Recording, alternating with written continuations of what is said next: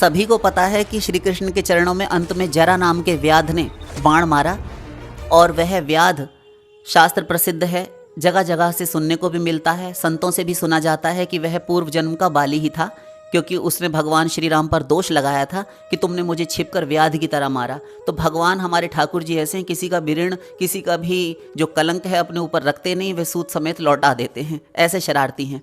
तो इसलिए उन्होंने उसका बाण खा लिया कि चलो हम तो अपनी लीला संवरण करके परम धाम जा ही रहे हैं, तो भैया तू भी अपनी इच्छा पूरी कर ले, हमने छिप कर मारा तो तू भी मार ले।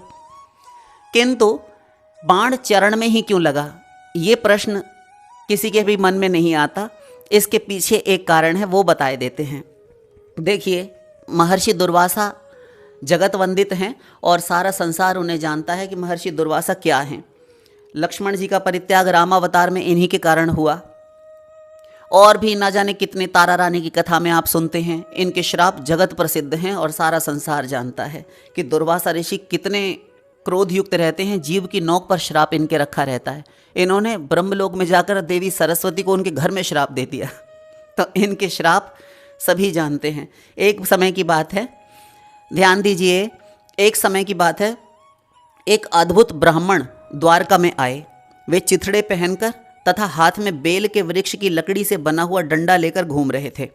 उनकी दाढ़ी और मूछें भी बढ़ी हुई थी, और वे और कोई नहीं बल्कि स्वयं महर्षि दुर्वासा ही थे।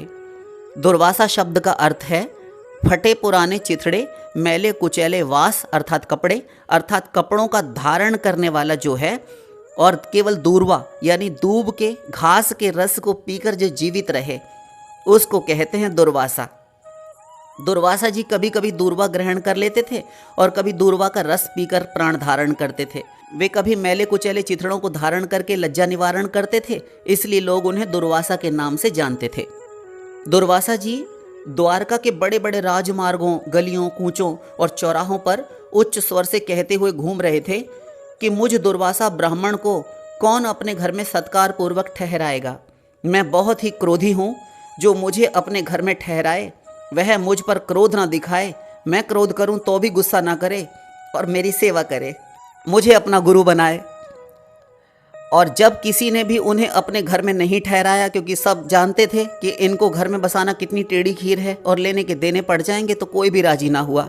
ऐसे ही पुकार करते हुए, टेर लगाते हुए ये भगवान श्री कृष्ण के महल तक जा पहुँचे। तो बाहर खिड़की जंगलों झरोखों में से आवाज़ रुक्मिणी देवी के साथ श्री कृष्ण ने भी सुनी। तो रुक्मिणी देवी कहती हैं कि प्रभु ये अजीब ब्राह्मण है, ये कैसे, बताओ ऐसे भी कोई कहता है क्या कि मुझे अपना गुरु बना लो, अपने घर में ठहराओ, मैं गुस्सा करूं तो अभी कोई मुझ पर पलट कर गुस्सा ना करे, क्या हो गया इसको, इसे तो गुरु बनने का व्यसन है। तब भगवान श्री कृष्ण ने उन्हें अपने राजभवन में अतिथि के रूप में ठहराया और अतिथि रूप में लाकर स्वयं यथोचित रूप में उनकी सेवा शुश्रूषा करने लगे। दुर्वासा जी कभी 1000 मनुष्यों का भोजन अकेले ही खा लेते थे और कभी असमय में भोजन मांगते, जिस समय भोजन करने का समय नहीं उस समय भोजन मांगने लगते थे। कभी बहुत अधिक खाते तो कभी अकारण ही क्रोध कर बैठते थे, क्योंकि महापुरुष ऐसे ही स्वभाव के होते हैं। तो कभी अकस्मात ही जोर जोर से रोने लगते थे, कभी अचानक हंसने लगते थे। सारी रानियां इनके कारण तंग हो गईं। एक दिन उन्होंने अपने ठहरने के स्थान पर बिछी हुई शैयाओं, जो बेड बिछे हुए थे और उन पर बिछावन, सुंदर वस्त्र इत्यादि बिछे थे, गद्दे, तकिए, मसनद इत्यादि को जलाकर भस्म कर दिया और स्वयं वहाँ से चले गए। थोड़ी देर बाद जब श्री कृष्ण के समीप उपस्थित होकर बोले, कृष्ण मैं बहुत ही भूखा हूँ, मुझे तुरंत स्वादिष्ट खीर खिलाओ। श्री कृष्ण मानो पहले से ही प्रस्तुत थे। श्री कृष्ण ने उसी समय मुनि के समक्ष स्वादिष्ट खीर प्रस्तुत की। ऋषि ने थोड़ी सी खीर खाकर श्री कृष्ण को आदेश दिया कि तुम इस गर्मा गर्म खीर का अपने समस्त अंगों पर लेप कर लो, सारे शरीर पर चिपड़ लो। श्री कृष्ण ने ठीक वैसा ही किया जैसा गुरुदेव ने आदेश दिया था। उन्होंने अपने सिर तथा समस्त अंगों में उस झूठी खीर का लेप किया और सामने खड़ी हुई मुस्कुराती हुई रुक्मिणी जी के श्री अंगों में भी खीर का लेप कर दिया। कल्याणी लगा लो चुपचाप, वरना खैर नहीं तुम्हारी। रुक्मिणी जी ने डर के मारे लगा ली।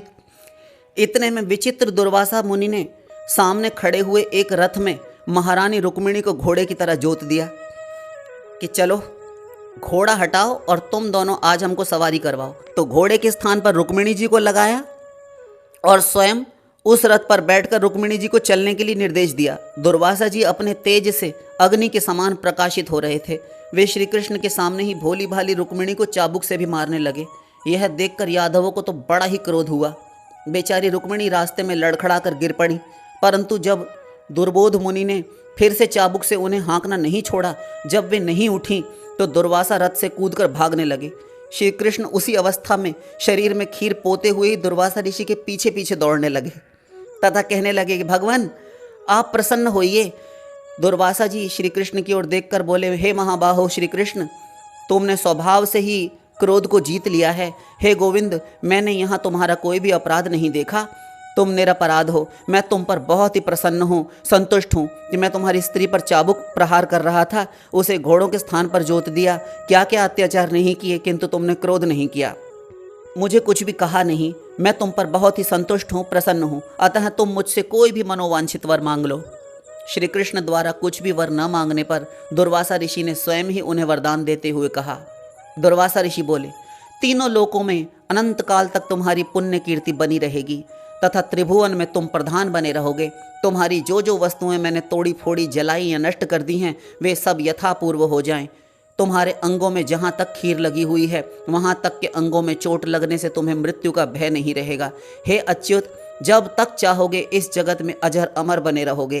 किंतु एक अपराध तुमने भी किया है। भगवान, क्या अपराध?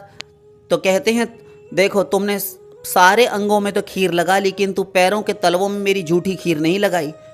क्यों किया ऐसा तुमने? तुम्हारा यह कार्य मुझे प्रिय नहीं लगा। तत्पश्चात श्री कृष्ण के अंग अद्भुत कांतिमय हो उठे और ऋषि ने रुक्मिणी से भी प्रसन्नतापूर्वक कहा, बेटी रुक्मिणी, तुम संपूर्ण विश्व की स्त्रियों में परम यशस्विनी होगी और सभी लोकों में सर्वोत्तम कीर्ति को प्राप्त करोगी। तुम्हें बुढ़ापा या रोग कभी नहीं ग्रास सकेगा।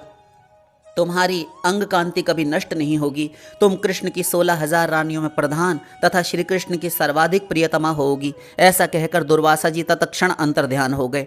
तो दुर्वासा ऋषि ने वरदान दिया था कि जहाँ जहाँ तक तूने खीर लगाई है वह अंग अद्भुत तेज से युक्त हो जाए और दीप्ति से युक्त हो जाए। वहाँ पर चोट लगने पर भी कभी तुम्हें पीड़ा का अनुभव नहीं होगा, तुम अजर अमर बने रहोगे। किंतु तूने चरण में खीर नहीं लगाई, इसीलिए वहाँ पर व्याध ने जब बाण मारा तो वह चरण के तलवे में ही बाण मारा, क्योंकि शेष सारा शरीर श्री कृष्ण का महर्षि दुर्वासा के वरदान के कारण दिव्य हो चुका था और वहाँ पर चोट लगने ना लगने का कोई भी फल नहीं होता। तो ये थी उनके चरण में ही बाण लगने की कथा, जो कि चरण के तलवे में ही जरा नाम के व्याध ने बाण मारा। शेष फिर